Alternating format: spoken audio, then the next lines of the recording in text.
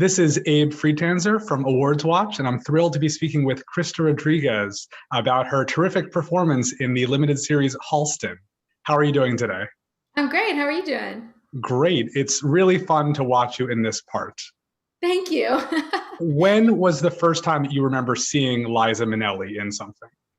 Oh my goodness. I can't actually recall the first time I remember seeing her, but the first number that made an impact on me was the her I Gotcha number from her Liza with a Z special, because it's just so unique and so she has such power and such control, but she's also very uh, flamboyant and sort of looks like she's out of control, but you know that she's calculating the whole thing, and it's really thrilling to experience. And so, did you speak to her about this role? Has she seen the performance? I did not speak to her, and I don't know if she's seen it, but I hope that she enjoyed it if she has. Was it important for you to do it sort of perfect imitation or to sort of make this character your own? Um, Definitely, I wouldn't be able to do a perfect impersonation. I'm not skilled in that way. So it was also important for me to make it my own. But I did want to honor the things about her that people know and like and see, and her movements and her the certain ways that she talks. So I tried to honor as much as I could without it looking like I was trying to do, an all out imitation. So, what kind of research did you do, and was there anything that you were very surprised to learn about her that you didn't know before? I was surprised. I think the thing that surprised me the most was how grounded of a performer she really is. And I think that what we've seen throughout the years, and as she sort of reached icon status, you know what works for you, and you do that over and over and over again. But when I got to discover who she had been in her early years, and what kind of performer she came up as, it was really quite grounded and natural, and she was really interested in telling the story and doing a really good job at using all of the tools at her disposal to tell a story rather than to be a performer. And I thought that was really amazing to watch. I also was surprised to learn how sort of freewheeling she was in her personal life. I knew she had been married several times, but I didn't know about all the extracurricular activities that were going on in her relationships, and the sort of the men that were in her life that she weaved in and out of. She has quite a roster, and it's really impressive to me that she's been able to just sort of keep the persona that she has. I think there's this trap of women in the industry that if they have too many partners, or they get too married too many times, that they are labeled something. And she was somehow able to sidestep that and continue living quite a full and very extravagant life, which was I am envious of. Yeah. So, how did you become involved in this project in the first place? Like any other project, I auditioned. I got the email that there was an audition, and I got really excited about the prospect of it. But there really was very little possibility in my mind that I would actually get the part, which sometimes are the best ways to go into something because you feel less pressure. And I just thought this is going to be a fun way to try to.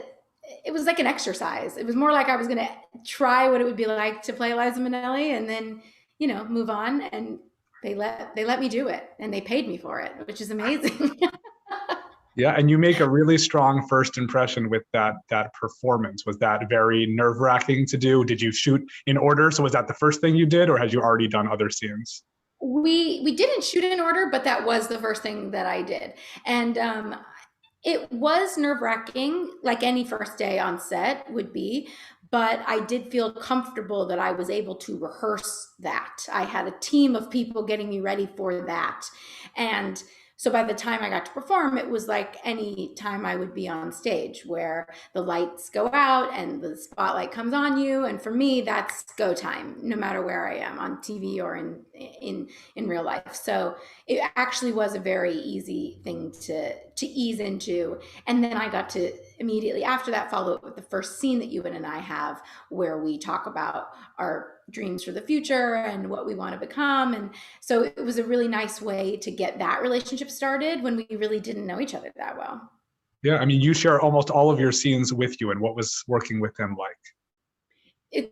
It's amazing. It was one of the best parts of being involved in this, was getting to know him on a personal level and getting to work with him professionally. He's really generous and kind and game and wants to solve the problems and get into the nitty gritty. And that's how I like to work too. So it was really fun to be able to do that with him. And then just to create this beautiful relationship that the two of them had, was, it felt really special to be that grounding force of this very large, very, larger than life, beautiful, epic show that spans decades and all kinds of different political and socioeconomic statuses. I got to sort of be the grounding force that got to bring his personality out, who he was as a human behind closed doors. And I'm proud of that relationship. Yeah, and even though you didn't get to act with a lot of other cast members, did you have an opportunity to interact with other people who portrayed people that didn't share your storylines in this series? Oh yeah, for sure. I mean, the what we call the merry band of misfits, the Elsa and Joe and Victor, we were all very close. And we did get to do some scene work together. But even beyond that, we would have Sunday dinners, and we would go out and do field trips where we would visit the locations that were in the show together. So we became very close, regardless of how much we were working together, and we still are to this day. So that was also a great treasure that I take from the show. That's great. And you get to wear some fantastic outfits in the show. Is there anything that sticks out as a favorite? I I get asked this question a lot, and my favorite changes every time somebody asks me, because I go, "Oh, right, that outfit. Oh, I loved that thing." I think in general, one of my favorite outfits is the red dress that Ewan as Halston drapes on me in the scene together. It's so beautiful, and then that becomes the I Gotcha dress, which for me, I had said that was my favorite number, and my encounter with Liza that was so formative for me. So when they told me I got to do it in the show, I was just blown away. And so to see myself in that red dress and have the dancers behind me on the set that I've watched so many times, to watch that recreation really come to life, because so much of our show is the not fictionalized but the behind the scenes version of what it is. So to see the actual thing was like walking onto your favorite movie set. So I have really special memories of that. And in fact, that was my last day of shooting. So it was a really important day for me. Yeah. Are there any sets or locations that stick out to you as favorites? Yeah, I loved, they made Liza's apartment.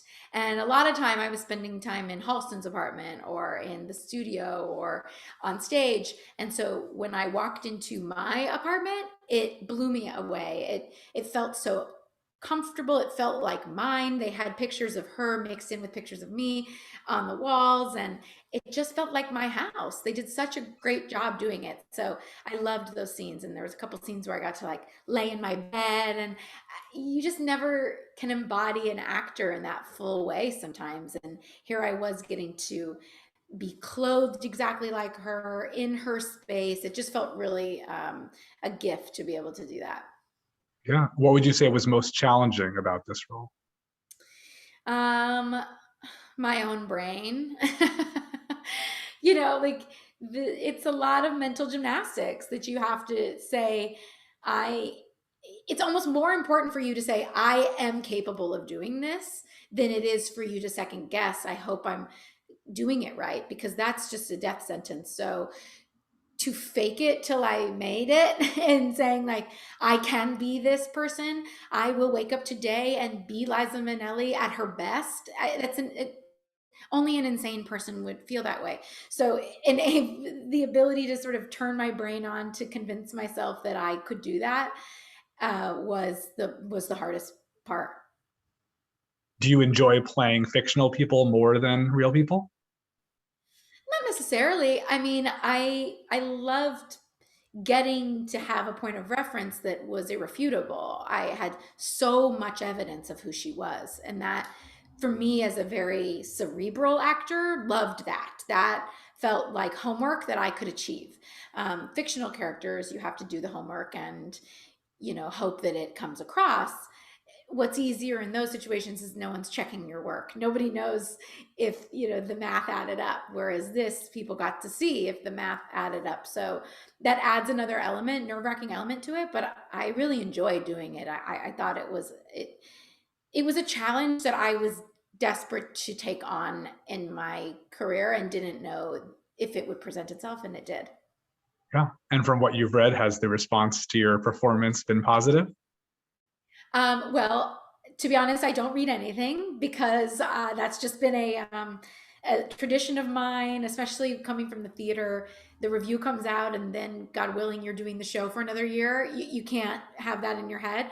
So I've just made it a choice to never read it. But from what people have said to me personally and what I have heard people say, in the world, yes, and the people that I was mostly concerned about were my Broadway community, was my theater family, and they seemed to be reacting well to it, because I can do anything I want on TV, but at the end of the day, I'm a theater girl, and I have to come back to that world and be accepted by them. That's my greatest hope. So I got good feedback from there, so I feel like that's all that mattered to me.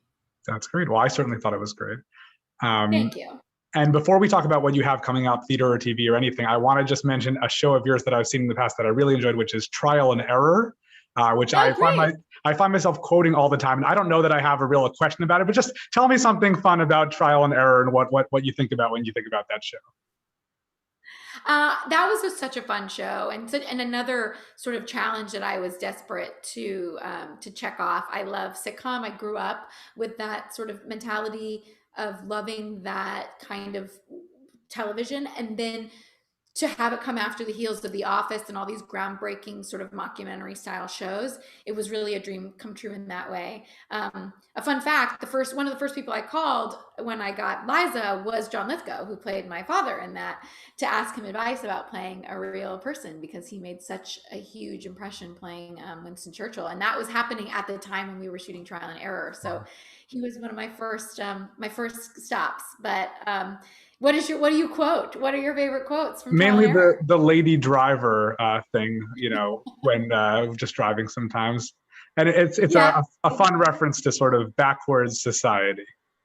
A lot of people will still tweet at me murder board. They love chanting murder board. So I was curious. Yeah, no, it's a fun show. What do you have coming up? I'm actually heading out of town in a couple days. Working on a new pilot, a Hillary Winston pilot, opposite Jake Lacey, who's a fantastic actor. Speaking of The Office, was on there, and it's a great, really fun sort of sci-fi romantic comedy mixture thing, which I'm excited about. So hopefully that will end up being on your TV one day. And besides that, during pandemic, I started an interior design business called Curated by Krysta Rodriguez, and I've been launching that during this whole epic journey with Halston as well. So I have some design projects coming up, which are as important to me as the acting projects. So that's really how I love to spend my time, is acting, traveling, and renovating homes. So I get to do more of that. That's really great. And do you plan to return to theater at some point? I hope so. I think now as theater is coming back, I keep referring it to as same seats on the bus. Like everyone just goes back to where they were, and I didn't have a seat on the bus at the time. So I'm happy to let everybody start that process again and get their jobs back and enjoy that. And then once new stuff starts coming out, I'm hopefully will be considered for that. Wonderful. Well, I wish you plenty of luck, and thank you so much for taking the time to speak with me today. Thank you. Nice to talk to you. You too. Right. Take care. Bye.